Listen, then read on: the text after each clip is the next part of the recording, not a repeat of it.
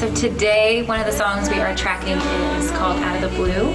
And I wrote this probably about 2 years ago, actually, with another fellow artist and songwriter, Sarah Miles. She's based out of Atlanta. She's awesome. And we were talking about, I guess my love life came up in the right, and we were just talking about how I was living in New York at the time and had kind of sworn off dating for a while.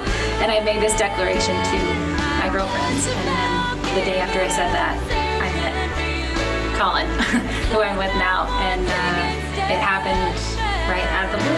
And so that's what we wrote about. And I've been singing it out for a long time now, but I haven't actually recorded it. So I'm really excited to bring this song to life and give it the full band that I think it deserves. And the band has been amazing. These guys actually tracked on my EP, and I'm stealing the drum set of one of them. They tracked on my debut EP, and we're back together, which is awesome. These guys all are out on the road all the time and are touring with some pretty incredible artists. So I am so lucky to be able to be here, to have them supporting me and using their creative talents on this song. And so it's Out of the Blue. I can't wait for y'all to hear it.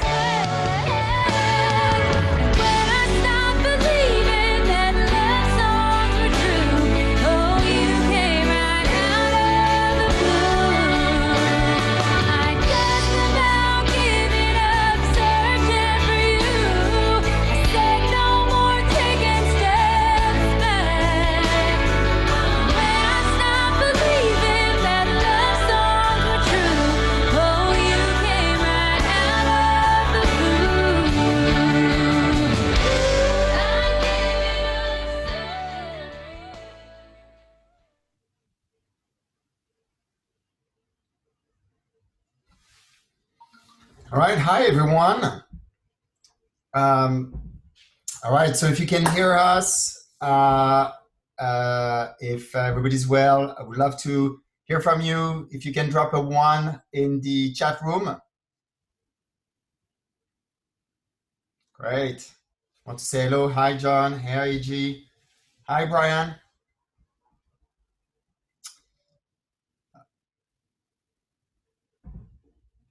Is there a cat? Chris is asking if there was a cat sleeping in the background. There were no cats. There might have been a dog. There might have been a dog somewhere. But... Oh, Nikki Dozier says hello, Matt. Hey, Nikki. One of my students at SAE. Sweet. Thanks for joining us, everyone. Well, my name is Loic Maestracci. I'm the founder of Music Expo. Really excited about today's presentation. I'm going to go through a couple of intro slides before we get into the topic of the day. Really excited about having Sheridan Gates and Matt Leigh joining us today from Nashville to discuss about one of the projects they recently collaborated on. You can see the little red on the top right. This is to inform you that this session is recorded. And the benefit of that is that we will upload it to our website, and you will all be able to watch a replay at your own leisure as soon as it's available, and we'll email you with the link to watch the video. The way this session works, if this is the first time you participate, is there's a chat room where everybody can comment and we ask you to interact. And there is a Q&A application. We ask everybody to ask questions through the Q&A, but really it's up to you. You can use that application or raise your hand. There's a little button to raise your hand, and we can pass the auto-mute your mic or even your camera if you're presentable, and you can ask the question that way. It's really up to you. But really the purpose, the principle of Music Expo and this kind of session is really the opportunity to have a direct exchange with the presenters. So please, we encourage this, and you can benefit from all those mechanisms to encourage. So we want this presentation as interactive as possible, and we're really grateful for Matt and Sheridan today to spend the next hour with us to present what they work on and also answer any of your questions. Make sure you follow them on Instagram. We'll drop the link in the chat room, and I will do that. But yeah, these are their IG handle. Make sure you go follow them so you can also continue the conversation and see what are the great other projects that Matt and Sheridan are working or will be working on in the future. It's a great way to stay in touch as well. Same thing for us. Please follow us. We're on IG at Music Expo SF, Twitter, and Facebook under the same name. It's really important because when we share, upcoming events, we usually use those social. It's also a great place to stay connected and ask us any question or request, and we're monitoring. So make sure you follow us as well if you're not already doing it. I also want to tell you where we are putting all our session. Right now, we're doing a session every Thursday at the same hour. Next week, we have another guest actually from Nashville, Ashley L. Evans. She's going to talk about what artists should be doing during the time of COVID, because we understand that some artists cannot tour anymore. They cannot get in the studio. So she's going to give a couple of tips for all of the artists out there to really figure out what to do during this downtime. So all sessions are available on online sessions, musicexpo.co online sessions. Save this link, same thing we're going to drop in the chat room. But there's one particular event that I want to call out, and we haven't announced yet. We're announcing on Monday. If you're familiar with Music Expo, we usually come to a couple of cities around the US, one of them being Nashville. May 15 and 16, we're supposed to be in Miami. We, of course, had to cancel, but we had an amazing lineup. And we are actually bringing the Music Expo experience home. It's going to be on the same date, May 15 and 16. It will be a 2-day event, up to 10 hours of master classes. There will be more talks about songwriting, mixing, mastering, how to generate revenues, how to record at home during COVID. So hit this URL, musicexpo.co/at-home. We have an incredible lineup. Our keynote speaker is Salam Remy. He's the producer behind Estelle, Nas, the Fugees, and Amy Winehouse. He has a wealth of his story to share with us, and we're really looking forward. Tickets are super affordable, $20. We're looking for volunteers as well, so hit Hannah. If you want to join us and save yourself a ticket, just become a volunteer. And all replays will be available at musicexpo.co/videos. So make sure you save that URL as well. As soon as the session is over today, we'll encode, upload, and it should be available within a couple of hours. And without further ado, I'm done talking, and I'm going to pass it to Matt and Sheridan. And I would like all of you to welcome them. Maybe you can type a clap, or I think there's a little icon that we can use. But feel free to clap like a warm welcome for Sheridan and for Matt from Nashville. Hi, guys. Hello. Thank you for that nice introduction, Loic. And Hannah, thank you for having us today. Coming at you from Nashville, Tennessee. Matt, also in Nashville. Yep, we're what, maybe a mile and a half, couple miles from each other right now? Yes, although it feels like we are worlds apart because we've seen each other in person in such a long time. But thankful for Well, it's great to see you. It's great to see you. You look great. And thank you for joining me here on this chat about your song that just came out Friday. Yeah. So fun to be able to just release a song and now kind of rehash the story of how this song came to be. So I guess we should start by kind of introducing ourselves. Yeah. First, Matt? No, ladies first. You go ahead. Okay, well, thank you all for hopping on this. I'm Sheridan Gates. I'm here in Nashville, but I'm originally from New Jersey and was living in New York City before I came to Nashville in fall of 2016. So coming up on 4 years here and probably here for life. I love Nashville so much. I actually grew up doing a lot of musical theater because that was kind of how I was able to perform all through school. So I did a lot of, I've been singing since I could, literally before I could talk, I would just be humming and singing all the time. So singing has always been a passion for me, and then that grew into performing. I've played piano my whole life. I've only played guitar actually for about 4 or 5 years now. And I'm actually reteaching myself piano by ear, which is a whole other ballgame. Get into that. But yeah, so I've been performing forever. I moved to New York after college to kind of figure out where I wanted to go with my life, whether it was down the rabbit hole of Broadway and theater and all of that, or if I really wanted to be a professional musician. And it became very, very clear to me very quickly that auditioning was not for me. And so I started training with a vocal coach in New York, Alana Martin, and actually Matt has worked with her a little bit through me as well. And she kind of changed my life. She brought out this soul and sound out of my voice that I had not discovered in a long time. And I fell in love with music and singing and writing music. And that was sort of the light bulb, I guess, for me that was like, I need to go to Nashville. I grew up listening to Shania Twain and the Dixie Chicks. So I kind of was a country music fan without really knowing that it was country music. Because in New Jersey, my dad would be playing Springsteen, and it was just kind of the music that we played. It wasn't put into a country box, so to speak. So I didn't realize I was loving it, but that's what I was loving, was country music. So Nashville seemed like the natural step. And so moved here in 2016, and Matt and I have been working together ever since. And I think we'll tell the story of how we met in a second, but Matt, why don't you give a little bit of your background? Sure. Hey, everybody. Thank you so much for joining us today.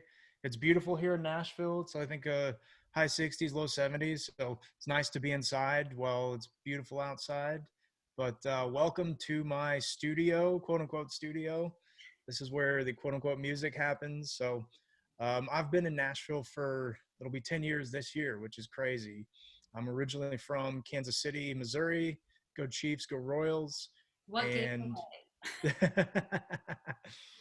and let's see. So I've had a pretty varied career since I've moved to Nashville. I've worked in live sound. I've worked as a touring musician. I'm a bass player. I have engineered sessions for everybody from Willie Nelson to the rock band Adelita's Way to a band called Planet Booty to you name it. I've worked kind of all over the place. I worked at a great studio that you guys are going to get a chance to see called The Tracking Room. Sadly, that just closed, unfortunately, due to the new Nashville and everything kind of going away and that nasty P word progress that's happening here. But it was a great experience. Got to work with a lot of cool people, and that's where we actually did this session. So what you're seeing on the screen right now is the cover art to Stronger Alone, which is what just came out on Friday. And to kind of shift gears, we're going to walk you through the process of kind of how the song came together, not only from the songwriting perspective, but also kind of an in-studio look. And then we'll dive into the Pro Tools mix and session and kind of some of the production and some of that stuff. So if you all have questions along the way, please feel free to ask those. I see your hand raised. Should we ask? Mike Flood. Should we give them the voice or? Either way, whatever you think. Yeah, Mike, if you have a question, do you mind asking in the chat room?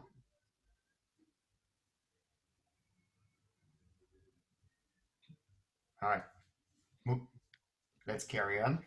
Okay. So Nashville does things. I don't want to say it's substantially different than other places, that make music and that are considered kind of more music hubs.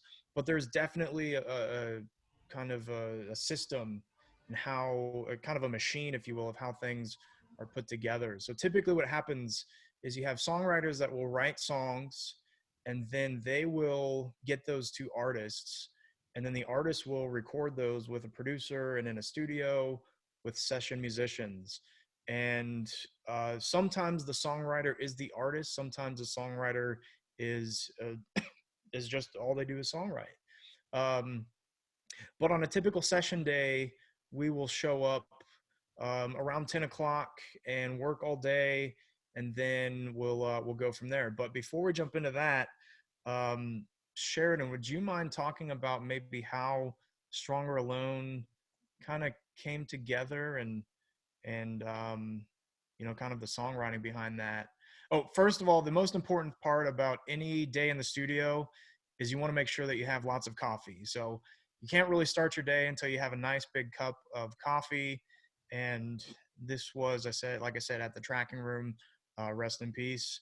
But get your coffee and then you can work from there. So here is a shot of the group that brought this song to life, and we'll meet each of these people a little bit later on. But here's this is kind of at the beginning of the day when people are kind of coming in, musicians are getting set up and ready to go.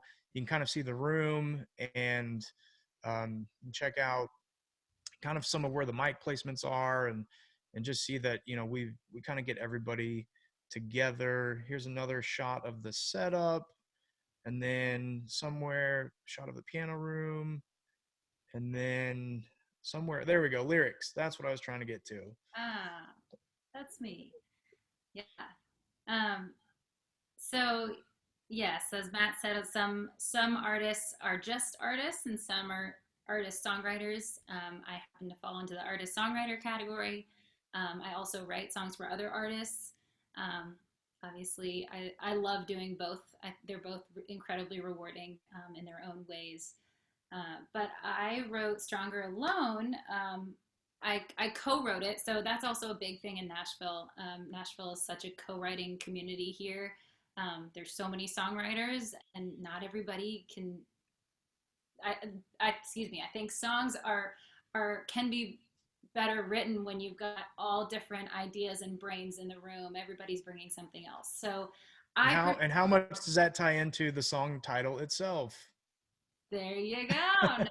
Well, so if you're just looking at the title, you might be confused, which is kind of what I wanted. That's why we titled it Stronger Alone. But the hook of the song is actually Nobody's Stronger Alone. So basically, the way this particular write went down, and there's no rhyme or reason as to how writing sessions go. You could walk into the room and start with a hook. Somebody might bring a cool melody line, a cool vocal riff. Somebody could have like half the song written and they just don't know, they're stuck. There's no real formula to songwriting. So I came into the write with Reed this particular day with the title Stronger Alone. And the idea behind that was, again, that nobody's stronger alone. I personally have a hard time asking for help. I can be a very proud person and was raised to be pretty independent. And so I had this idea of like, as I get older, I realize how valuable it is to ask for help from people. So I brought this idea to Reed, and he was like, he liked it. He kind of connected to it. So as we started talking, he's an amazing piano player. He tours with many big artists playing the piano. And so he just started kind of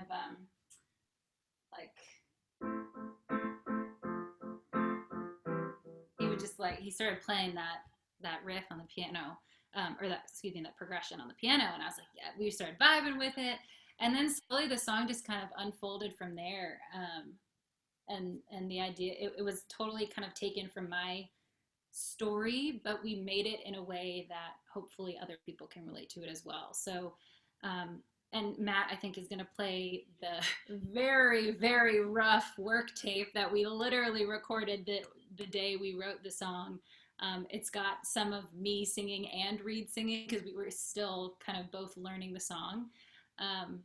So you'll listen to that in a minute.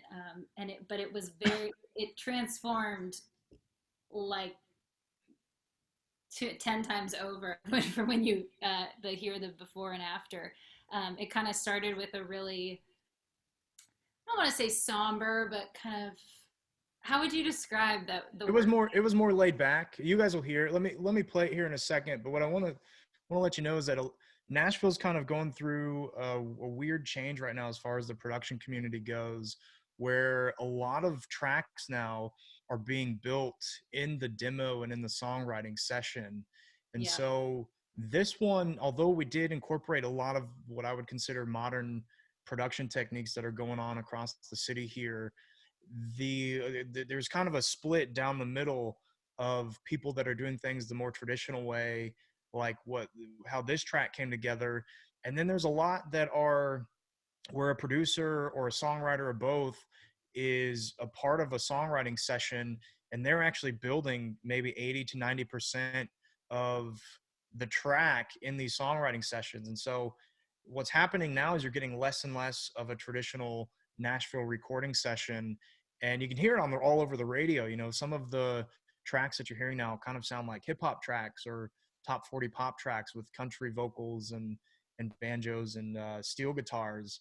But this one, we definitely followed kind of more of that traditional approach. So let me play you the demo real quick, and you can hear, you know, how raw it is, and just really focus on the song. I just popped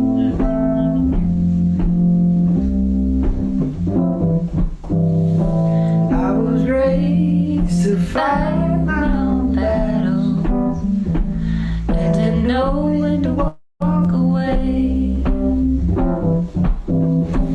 I laid every stone in this castle to keep my enemies at bay. But life keeps throwing me down, can't turn it around, just trying to breathe. I'm finding out I don't have everything that I need. Sometimes I can't be strong on my own. I've been living too long in my comfort zone. When I'm walking wounded, will you carry me home? 'Cause nobody's stronger alone. There are days when I lose the battle. I was sure I would win. When things slowly start to unravel, when you held me and I give in. 'Cause life keeps throwing me down, can't turn it around, just trying to breathe. I'm finding that I don't have everything that I need. Sometimes I can't be strong on my own. I've been living too long in my comfort zone. When I'm walking wounded, will you carry me home? 'Cause nobody's stronger alone. Nobody's perfect, every hand is alone. Nobody's stronger alone.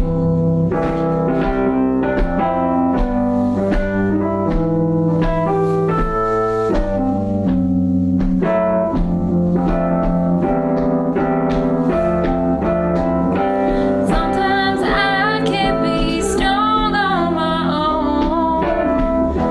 I've been living too long in my comfort zone. When I'm walking wounded, will you carry me home?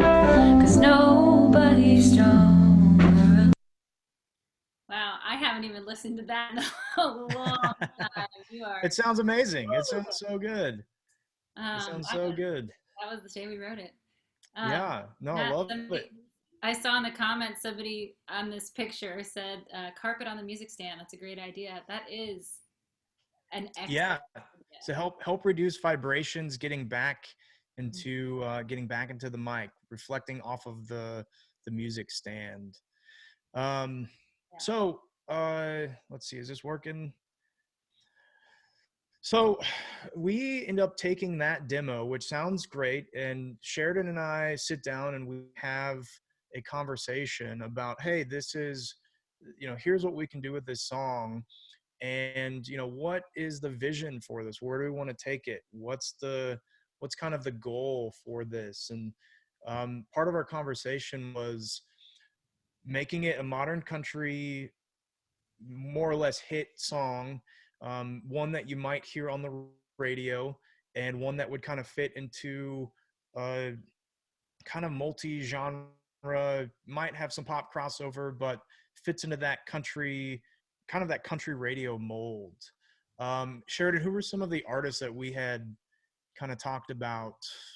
Yeah, You know, we Danielle Bradbury, Maddie and Tay were some of the people that came to mind. I think Danielle Bradbury had her song Sway that was recently out around the same time, and it just like it kind of just you're grooving when you hear that song. You can't help but groove to it, and that's kind of what I was looking for. But it was important to me to obviously make it Sheridan and make it unique. And I don't want to sound like everybody else, but I wanted a song that could maybe be on the radio and still had some of that little bit more pop flair to it.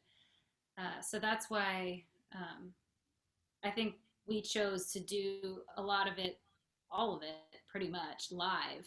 I don't think, did we have any programmed parts on this?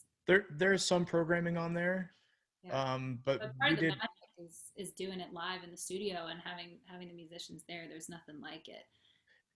Yeah, the musicality can't be recreated in a track or one person doing it. Part of what makes Nashville kind of unique is that you still have musicians all in the room together. And so what ends up happening is we write a chart that you can see here on the screen, and we use the Nashville number system, which was developed way back in the 50s, maybe even the 40s, somewhere around the late 40s, early 50s. And it allows people to create arrangements and create charts that can change key signatures really easy and really quickly. And this is how we use kind of a guide for playing the session. And you can see we have one for each of the songs we did that day. But if you can see it, I know it might be hard to tell, but those are all numbers. So you can see like a 6 minor, 4, 1, 7. We follow those numbers, and those represent the chord values for that key or for that scale. We could talk a whole thing on just the number system, so we'll go on. But what is happening is we listen to the demo that you just heard in the control room and have somewhat of a powwow with the musicians and Sheridan, and we talk about, hey, here's kind of the vibe that we're going for. Here's what we're looking to do. Most of these musicians have never heard this song before, so they come in completely blind, and they're obviously all professionals, and we'll talk a little bit about more of each of them here in a second. But this is our chance to kind of get any questions out of the way and just really kind of pinpoint what the vision is for this project. And so it's really important when you're in the studio to communicate not only what your ideas are, but to also listen to, say, maybe what another musician or another person might have to say, because they may come up with some really great ideas or have something that is worth trying. So it's really important in these situations to be open to feedback and be open to other people's ideas, because that's why we hired these musicians, was because they each bring a unique skill set to the table that can help elevate this song and make it as good as it can be. Yeah, So what happens there is then what's that? I was just saying, we all have such a good time together too. It's just the vibe in the room is really easy and fun and collaborative. Having fun is the most important part of this whole process. Mm-hmm. And if you're not having fun, you are in the wrong business. They say that the worst day in the studio is still better than most best days at other jobs. So keep that in mind. So all the musicians go out onto the floor, and then we'll play through the song a couple times. And usually by the third or fourth take, we have kind of the foundation and the key structure of the song. This is also a chance for people to throw around different arrangement ideas, and the song may change and it may go back and forth. But a lot of times it may also stick to that demo and stay close to that. I can't remember. Okay, so we're playing through the song, and then I wanted to play you. Oh, go ahead. Yeah, go ahead. One of the things that really, really blew my mind when I first moved to Nashville and started working with Matt was the level of talent of these session musicians is remarkable, because as Matt said, they've never heard this song before. They didn't even, I mean, this time they did know me, but the first time I actually worked with these same musicians, they didn't know who I was. And so, you know, I described my sound and what I wanted as best I could with Matt's help. But it's just remarkable how you kind of, you talk it out, you go through, make sure everybody's on the same page with the chart. It's like you release them into their wild music brains, and they're all just like 2, 3, 4, and it's magic. It's really like, I can remember that feeling, just sitting in the vocal booth, like I have no idea what it's about to happen, and then just the magic that comes alive. But part of what my job is being there that day is to really, like, I think Matt said it best the other day. He was like, you're kind of the gatekeeper. Like, I kind of, as the artist, you know, it's my job to let everybody do their job, but also make sure that we're still staying in the Sheridan lane of where I want the track to go. So that's kind of, it's fun to shape and like say, hey, let's try something new, but that's definitely not me. So let's maybe switch that a little bit. So that's kind of what my job is. And we can get more into that. And you know, as producer, my job is also to kind of be the go-between for Sheridan, musicians, the engineers, the technology that's being utilized, to make sure that we are hitting her goals and her vision, and to make sure that we are making something that's true to her artistry and true to her sound. And so it's really important while you're in the studio to continually check and ask, to say, hey, is this going in the right direction? It's as easy as that. And if it's not, you know, the artist hopefully will have the trust and the confidence to say, I'm not really loving this that much, or is there something we can do differently to make it better? But let me play you. This ended up being, I think, take number 3 or 4.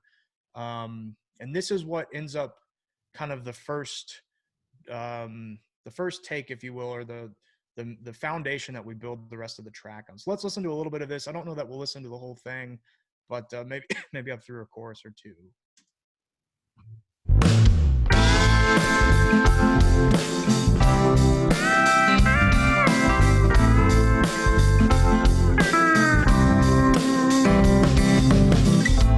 I was raised to fight my own battles and to know when to walk away.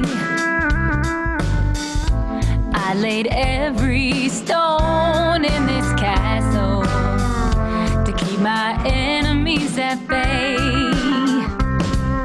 But life keeps throwing me down, can't turn it around, just trying to breathe.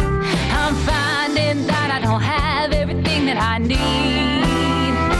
Sometimes I can't be strong on my own, and I've been living too long in my comfort zone. When I'm walking wounded, will you carry me home? 'Cause nobody's stronger alone. There are days when I lose a battle I was sure I would win. When things slowly start to unravel, will you help me not give in?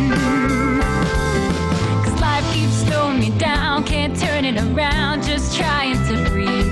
I'm finding that I don't have everything that I need. And sometimes I can't be strong on my own, and I've been living too long in my comfort zone.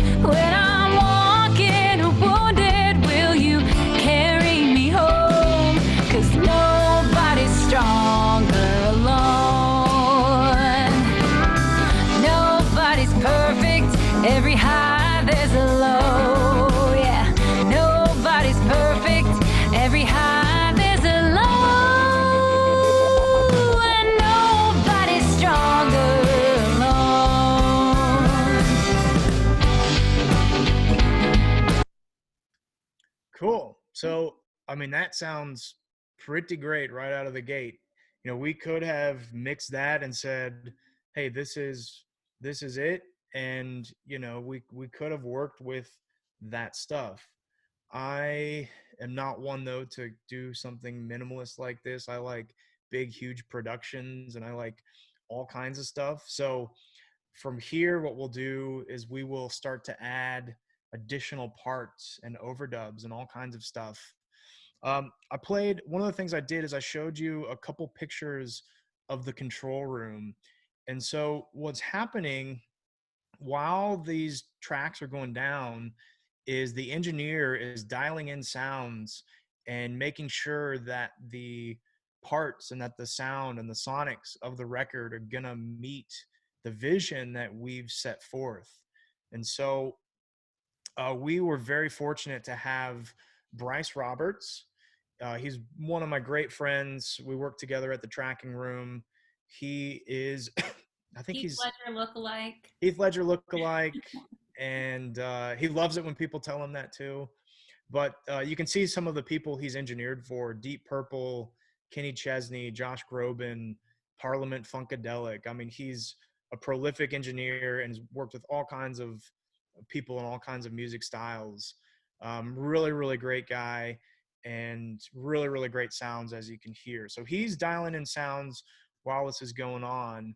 And then the band is bringing together the kind of the foundation. So I want to introduce you to each of those guys, and then we can get back to kind of the stuff. The drummer, Kyle May, is a very in-demand session drummer and touring drummer. He was on tour with Billy Ray Cyrus when he was out, Jimmy Allen, Runaway June, amongst many, many others. These were just a few of the people that were in his discography. But really great guy to hang around with. Here's another picture just to kind of see maybe some of the drum miking setup. Oh, who's that handsome guy? So I was playing bass on this. I started out and actually got into music playing bass. And so one of the reasons that I still love producing and making music is that I get a chance to play.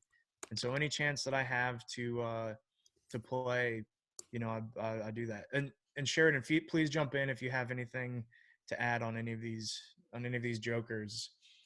Now here's the real joker. Yeah, here's one of my good friends, Spencer Wasdorp. He is currently on tour with Adam Doliak. Well, obviously not currently right this moment, but once we resume, Spencer is one of the sweetest guys you'll ever meet. Hilarious, always telling jokes, always having a great time, and arguably one of the best guitar players in Nashville. Definitely the best that I've worked with. And, you know, he's such a fun guy to have on a session. But you also can check out kind of some of his gear that he's working with here. Lots of pedals. I did a couple cover videos in the tracking room, actually like a couple weeks after we had the session, and Spencer did their acoustic. So he did some guitar with me in those videos. So you can see him there as well. Those are all on my YouTube channel. The utility player is a guy named Jonathan Galletti. He is usually out on tour with Jake Owen. He's also performed with Cassidy Pope and Lindsay L., who are also kind of up and coming bigger names in the country world.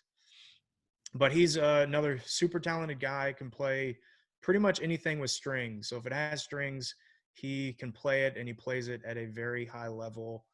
And there's just something about having a steel guitar in a session. It brings an extra element of depth, an extra element of kind of that countryness that, to me, the minute you hear steel, it immediately says, hey, I think I might be in a country song right now. Yes, that's very true.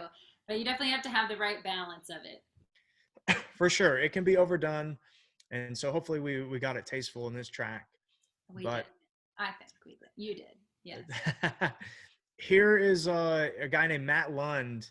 Matt's actually one of the first people that I met in Nashville 10 years ago when I moved to town. And anytime I can get him on a session, I will, because he comes up with some great ideas. Really great acoustic player, really great electric guitar player. He is a professor down at MTSU, Middle Tennessee State University, which is about 30 minutes, 40 minutes south of town here.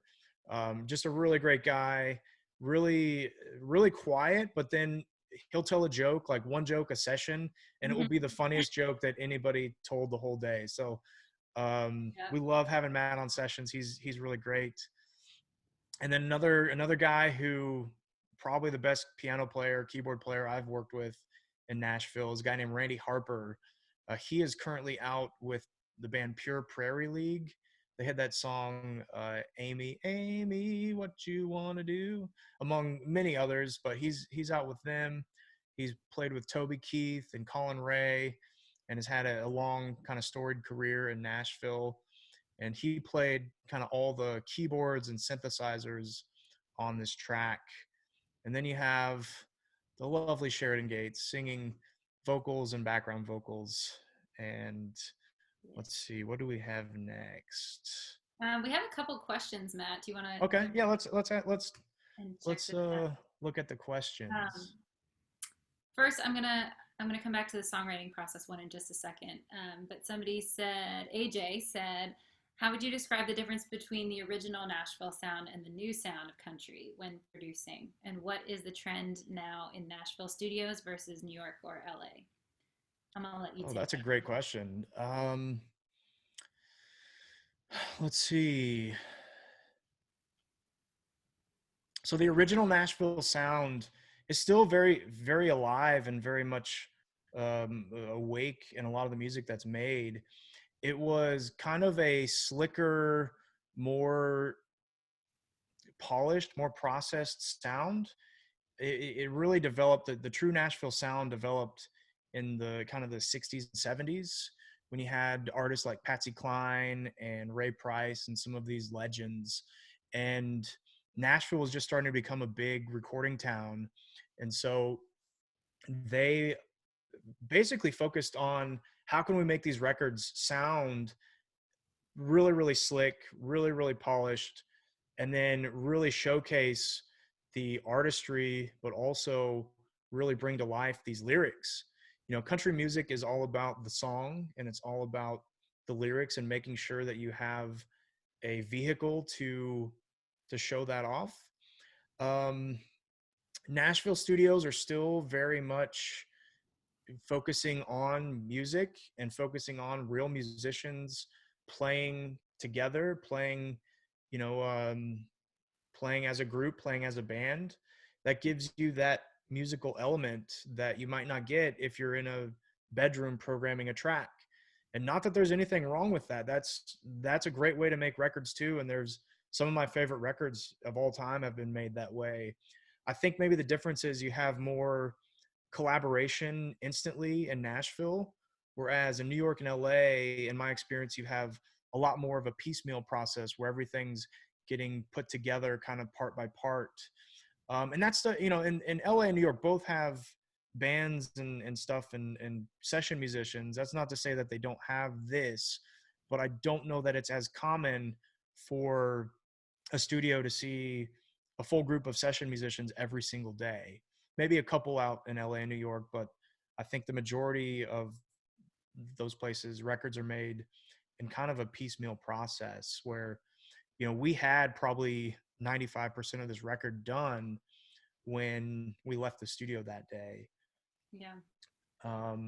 Yeah. Was there another question? Yes. Do you see the questions there? I have them pulled up. Let's see. So Brian had a couple questions. Thank you, Brian. And thank you, AJ, for that question. Rest in peace, the tracking room. Very sad. My heart breaks, especially because we weren't able to have a proper send-off either. We were supposed to have a little toast goodbye, but we couldn't do that. Very sad. But I feel like you're giving it life again right now, Matt. We certainly are. Tribute to the tracking room. Yes. When musicians start to contribute, where is the line of split sheet co-writing credit blurred, even if everyone signs a work for hire agreement up front? So Nashville is still very much, you know, when people sign those agreements, they stick to their word. And, you know, there might be cases where somebody may come along and completely change the song, and they may completely rewrite it, if you will. In those instances, they might, maybe they'll get a co-writing credit or something, but typically speaking, the kind of unwritten rule is that if you're hired as a session musician, you are there to provide your instrument playing at the best of your ability. And usually any kind of major arrangement changes or part changes are usually included in that work for hire. Let's see, electric guitar and pedal steel, both direct or both with amps and ISO booths.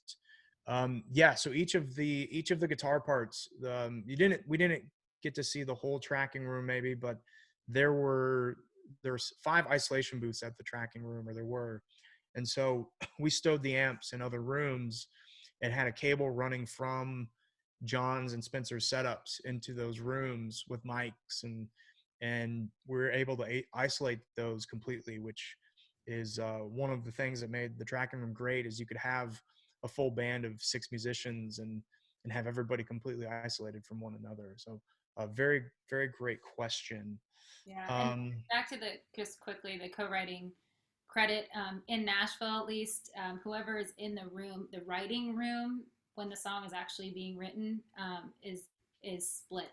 It's just kind of a Nashville known thing. So 4 people in the room, and you know, really 2 people contributed more. It doesn't matter. It's split evenly 4 ways, no matter what. It's just kind of the good faith Nashville. So I know it's a little different in LA and New York, but that's just kind of what we do here. After we get that first take, then that's when kind of the production really kicks in. And so here's me probably saying some crazy idea, and here's Sheridan thinking it's a bad idea or a great idea. Maybe. But this is a point where musicians will start throwing out different ideas and different things, and they'll say, hey, maybe we should add another guitar part, or we should add a synthesizer part, or we should add this. And I think that's really where the magic of hiring these guys really comes to play, because they're bringing parts that I never would have thought of. They're bringing lines and licks and things that I'm a bass player. I don't really get a chance to do much of that stuff. So they're filling in those gaps where my musical abilities fall short. One of the things I want to really point out is that we like to have a lot of fun. And so Sheridan, you care maybe explaining this whole situation? Yeah, I always like to record barefoot or in socks. It was actually part of something that came from my vocal coach, Alana Martin. It helps me feel really rooted and grounded and in my voice and my body. So that's what I choose to do, and I'm not sorry about it. Basically, we like to have a lot of fun, and that's, again, I know I've mentioned that once before, but that's one of the things that is really important. You can see back here Spencer being his typical self, photobombing and showing his donk in front of everybody else. Yeah. But having fun makes for a better product in the end. You know, it's a great balance of being really professional musicians and having fun while you do it. It's like the best. Yeah, there we go. Peace. All right, so let me play you. So after we got that first take, we came back and we said, hey, we want to add a banjo part, and we want to add a couple more guitar parts, and we want to add some synthesizer parts. So let me play you this, the finished track, the finished mix, and then I can a couple things I want to show, and then we have a couple more questions too, so maybe after this we can answer some of those. Sure. Yeah. Let me play this, and then a couple things I do want to show as far as the production goes, and then we can maybe jump to some questions. So here is the finished kind of product, assuming everything works.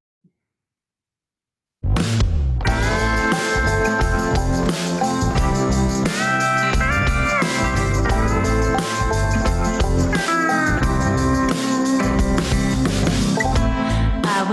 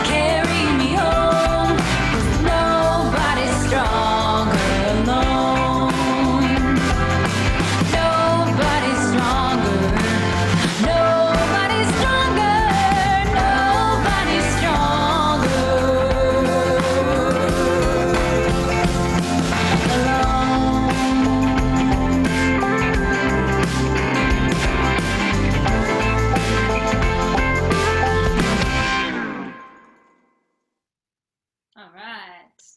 Yeah.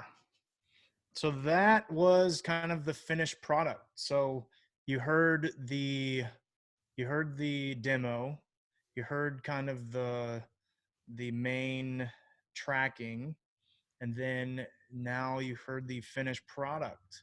A couple things that happened after that day. So most of these parts, this banjo part was done that day. All of these guitar parts were done that day. The synthesizers were most of them were all done that day. And then all the percussion was done that day. And Um, when go ahead. Matt says synthesizer, I was like, "You're out of your mind! I'm not putting a synth in my country song. Like, who are you?" But I was open. We had them all there. I was like, "Randy, let's hear what you got." Randy So Harper is the most amazing keyboard player and solo player. This is actually a synth solo. So I don't know if you guys heard this in the track, but this is actually a kind of a cheesy sounding synth lead.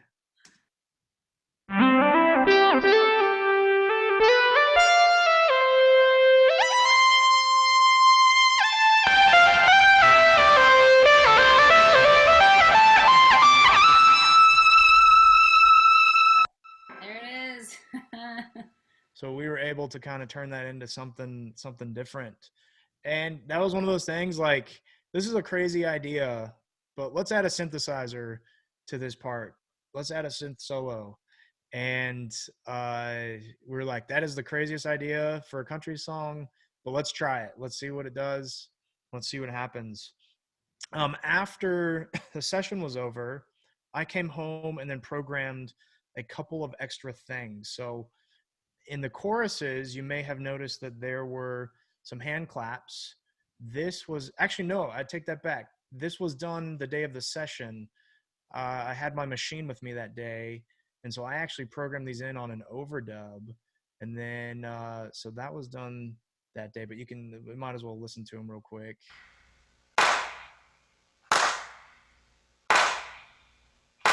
So those were a couple different samples that I blended together. And then one of the big things that I did was with the bass. I actually went in and added a DX7, a Yamaha DX7, especially in kind of the choruses and the heavier parts, to really bring home some of that low end. So let's listen to those together real quick, and then maybe we can start looking at some questions.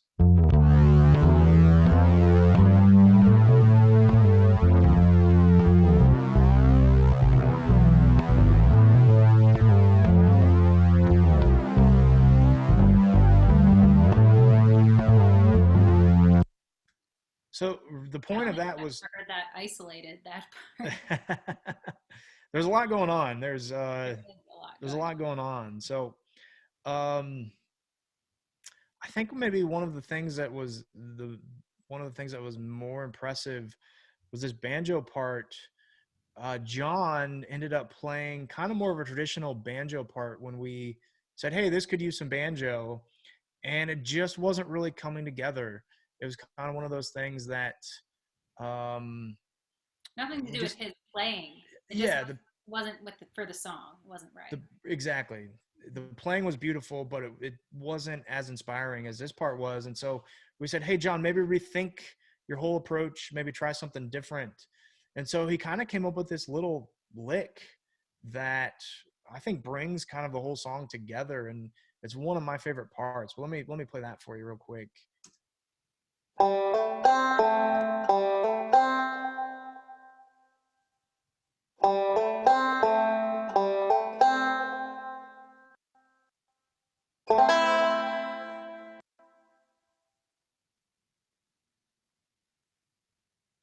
You're muted, Matt. There we go. You can tell it's really, really simple, but it kind of is the thread that holds everything together. I don't know. There's a lot of kind of cool little moments in here, and that's what you get. That's what you get with some of this stuff. With these musicians, is they play a lot of really cool things. Let's see. What vocal mics do you like to use in a session? And Sheridan, do you like your voice warm or bright? Oh, great question, AJ. So those questions would be better suited maybe for Bryce, the engineer. I know on this session we used a blue bottle, which sounds really great on Sheridan's voice. We've worked with her a number of times now that we kind of know what fits. And I like to sometimes do a mic shootout, like one of the songs we did on Sheridan's EP that came out a couple of years ago. We actually used an SM58 on one of the songs, Yeah. and then used a U47 on one of them, and kind of had, fit the mic and the character of the mic to the song itself and what the song called for. And then Sheridan, what I think the second half was I would directed towards say you.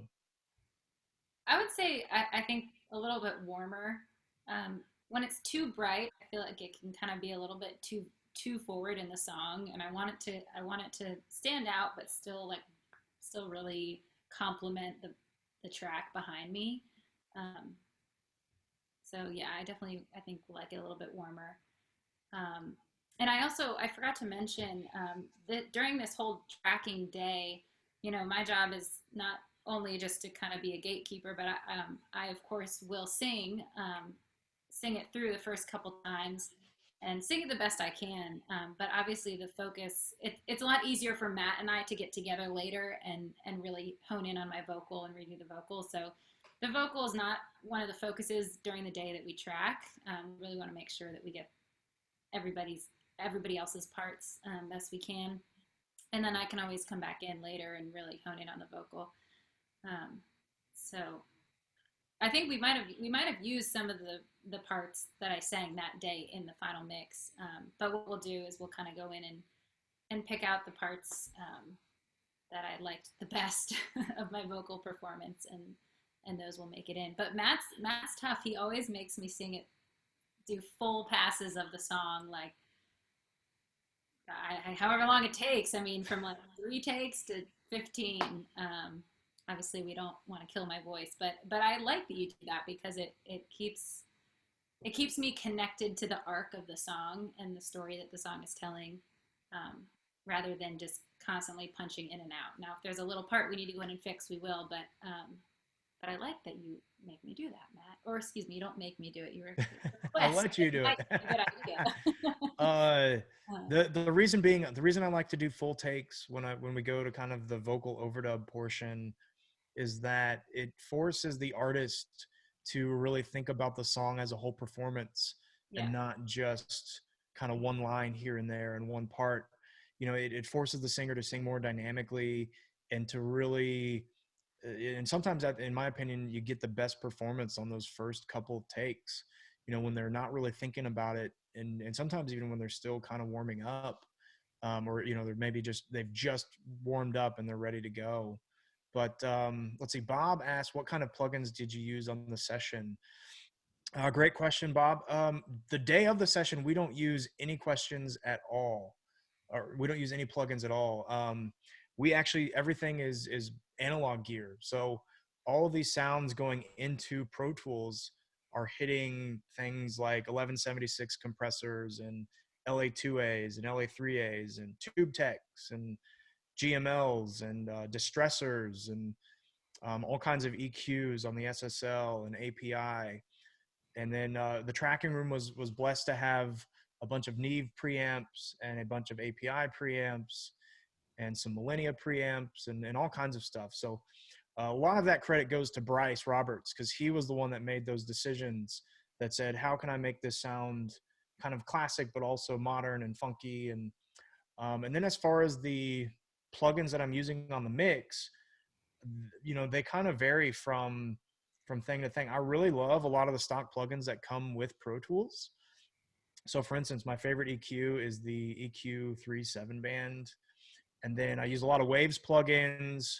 I really like Sound Toys. I really like the Devil Lock Deluxe. There's all kinds of stuff that I will use. FabFilter makes great plugins that I really like. If you have a specific question about maybe a specific chain, I'm more than happy to pull those plugins up. Let's see. Somebody's asking about my songwriting process and if I have the insight on the songwriting process. We did touch base on that a little bit in the beginning, but kind of just to reiterate, there's no, it's a hard question to answer because every song is different, how it's created. I will say songwriting is kind of like group therapy in a way. I think to get the best songs, you have to be really vulnerable when you're writing, especially if you want to, I'm a truthful person. I want to sing the truth. And so I kind of go into the writes with a really open mind. And what I do is I keep a running list on my phone in a note section that's called songwriting.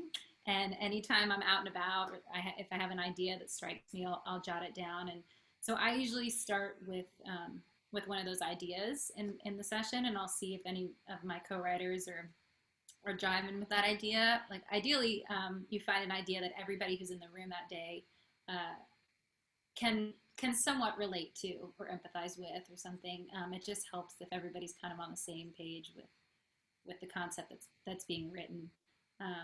And sometimes somebody will bring in with a killer melody, and we'll run off of that, and I'll kind of pick out an idea I had based on that, what that melody reminded me of. And sometimes it'll be an idea that's just brought up that day in the room, just based on what everybody's talking about and how they're feeling. So I hope that helps. This songwriting is a beast, and there's no one way to answer that question. Let's see. Great answer. Let's see. We have a few more questions. We will be happy to get to all of your questions. So, Bar, thank you for the kind words. How much time did it take since you had the idea for this song until it was finished? So, I mean, I don't know. When did you write this? Did you write this in 2018? I actually just looked. It was end of March 2018. Okay, so that's about a year from songwriting to studio session. And then we ended up getting this done about 6 months ago, and then, or maybe 4 or 5 months ago. And then an artist there is some kind of strategy that goes into a release. We had this song along with the other one that you heard at kind of at the top of the hour, or the top of the session. And so some of that becomes strategic on how you release stuff, when you release it, if you have other singles that need to come out before, that kind of that will play into it. I don't know, you deal with this more than I do. Sheridan, that is. Oh, me, the only other person that's here.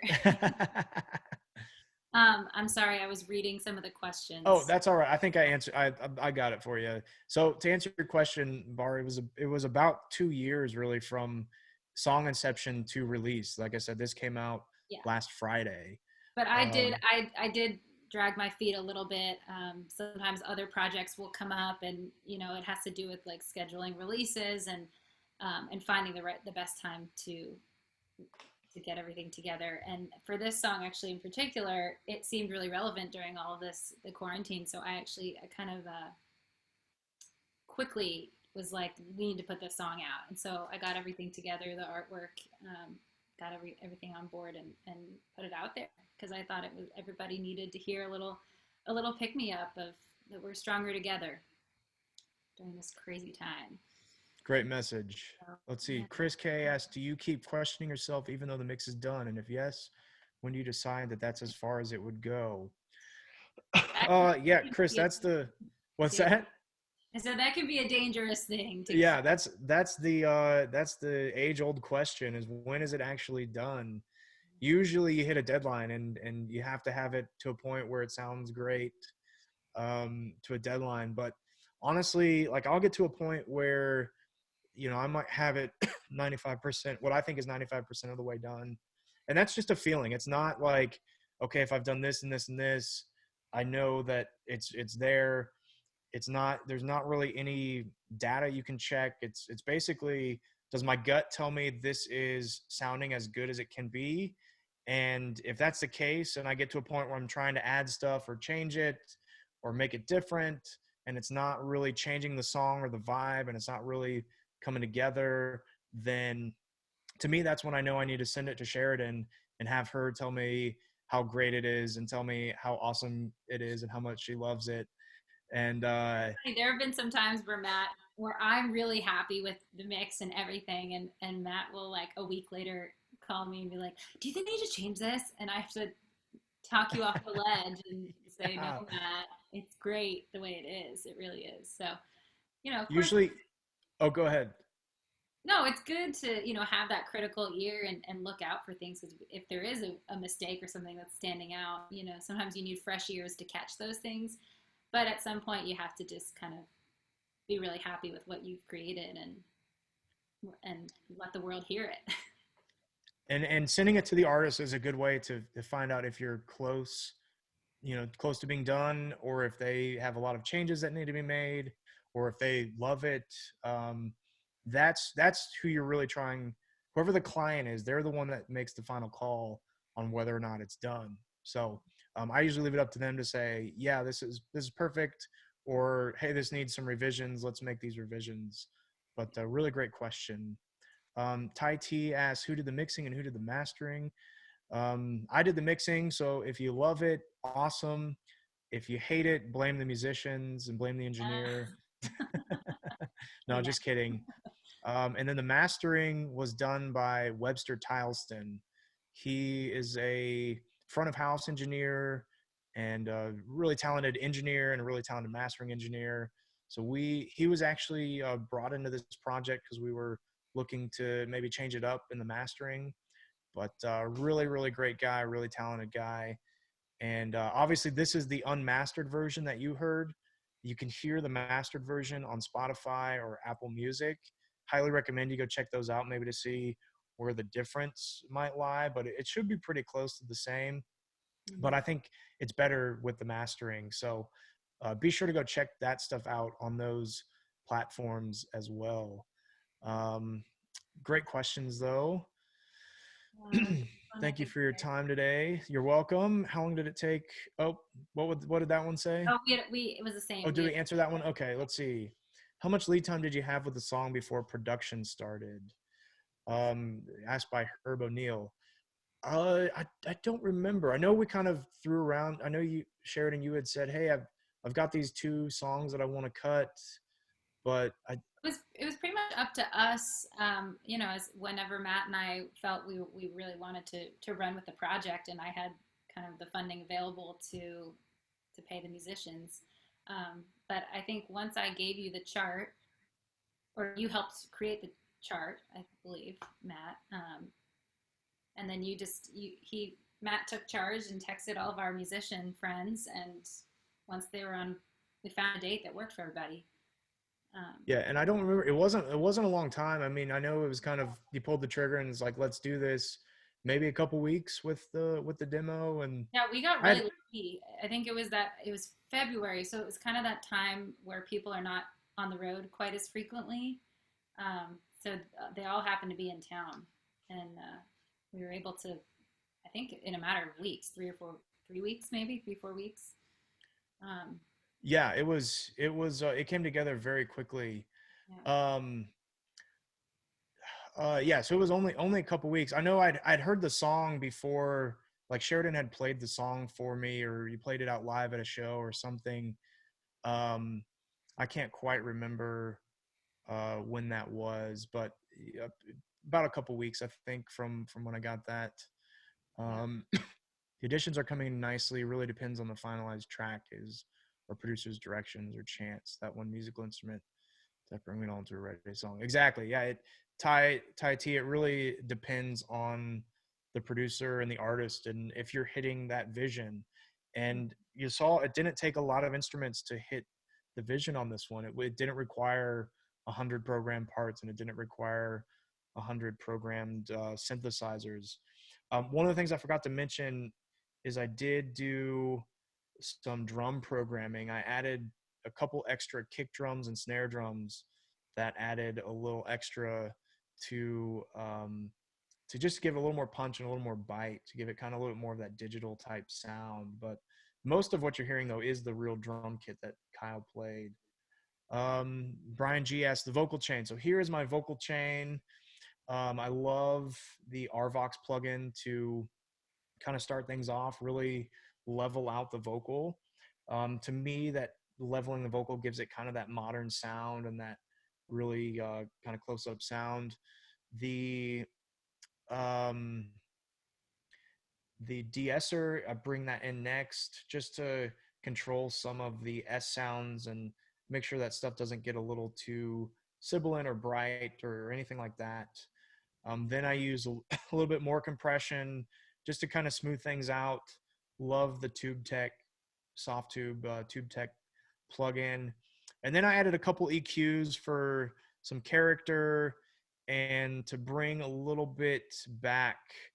It actually looks like I didn't end up using this one. It looks like everything's turned off. So that one I didn't end up using. This one, though, the Puig Tech EQP1A, added a little bit of bottom end at 100 hertz just to bring a little more forward motion to the vocal so that it felt like it was a little bit more closer to you, and then added a little bit of a presence boost in the 4K, 5K range. And then as far as effects go, there's a lot of effects on this. So the tracking room had a plate, an EMT 140, one EMT stereo 140. And so we recorded that actually the day of the session. No, we recorded that when we did vocal overdubs.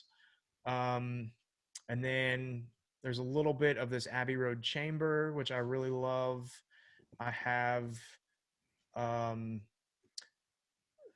that slap vocal sound was something that we kind of added actually towards the end of the process. This was actually Sheridan's idea. She said, hey, I want it to kind of have more of a retro, kind of a classic sound. And I think this was like the day we were doing final prints or final mixes or something. Mm-hmm. And so we actually pulled this Echo Boy Junior up the day we were printing final mixes. And so that was one of those kind of last minute Hail Mary additions that ended up kind of bringing the whole song together as far as effects go.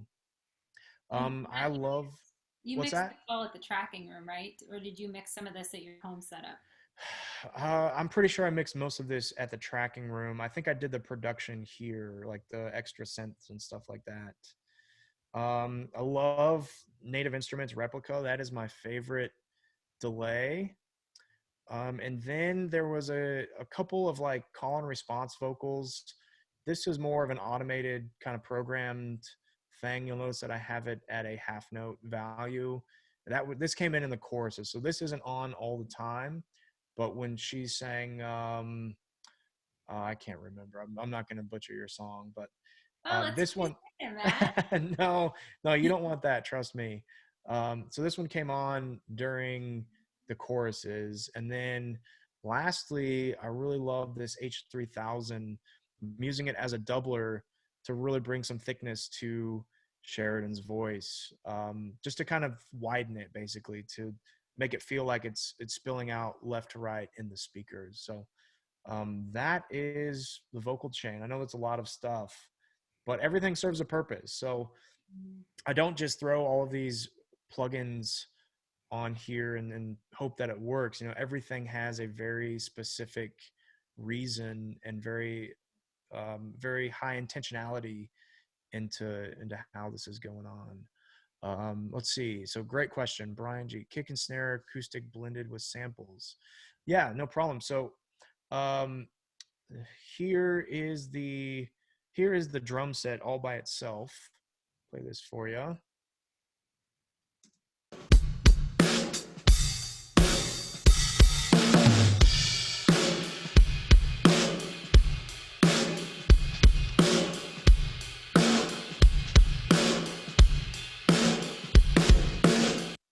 And then I ended up adding these kick and snare samples.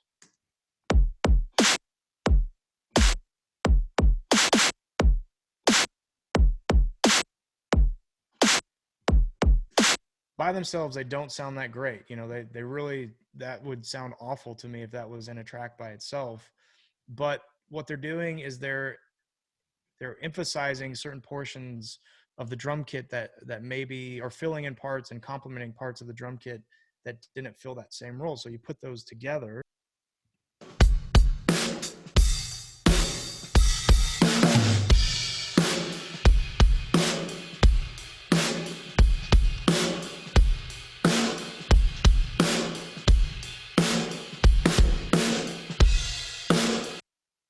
Nice.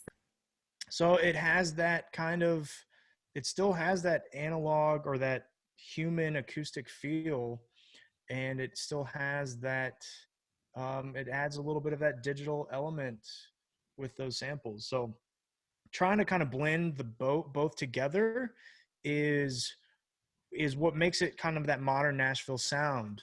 A lot of people are doing a combination of samples with real drums, and that to me is kind of where this modern production idea comes in, along with the synthesizers that were added, and there's kind of a hodgepodge of stuff going on. I love to use gates, so all of the um, and all of the kick drums and snare drums have a gate on them, which to me is what really tightens drums down and really helps to clean up some of that bleed and make them tight.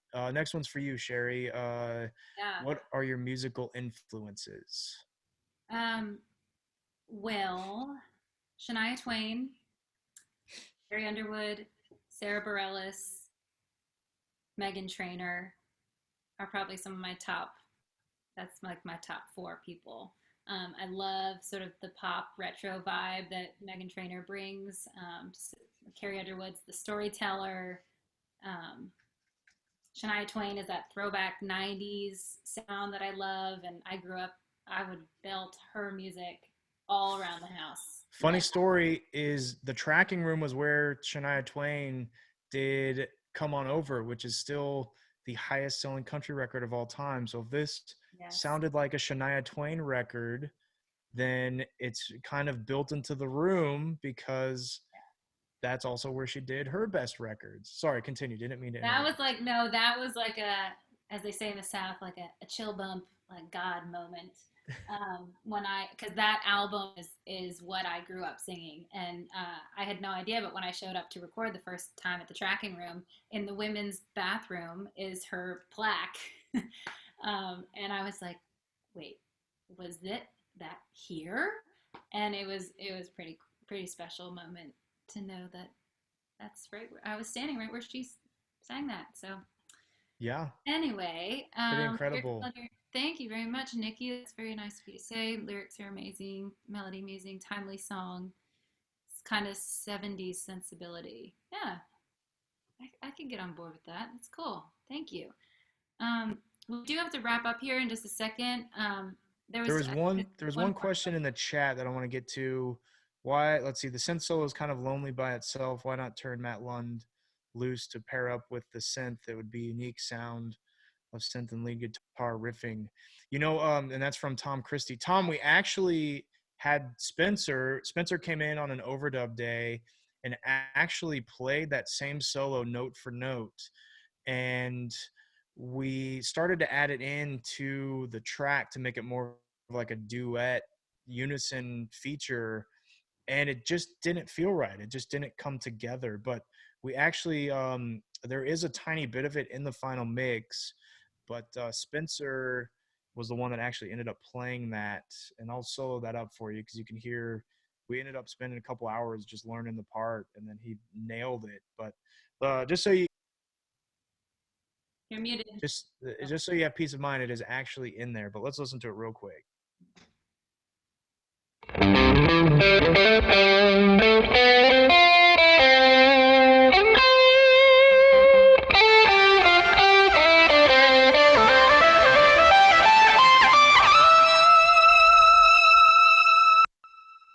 Woo, baby.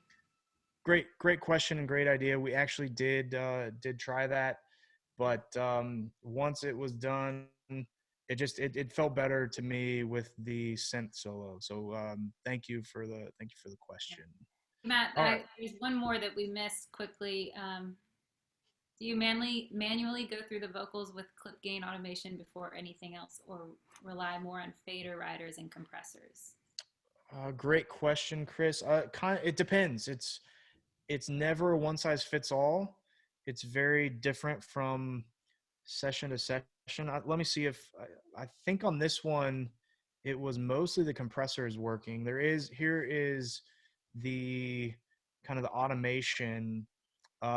Not a lot. It was really just the spots that needed to be kind of come forward a little bit, a couple words here and there. And most of these, I think, are the spots where I think that's the chorus. I think that's where you say stronger alone, and that's why those are brought up. But there may have been some clip gain that I would do. That was probably printed, and this is actually the composite of the comp track and then all the tuning that I did in Melodyne. I think I have that actually, that track. Yeah, here is that track of all the parts that we did. And let me see if that has any of the,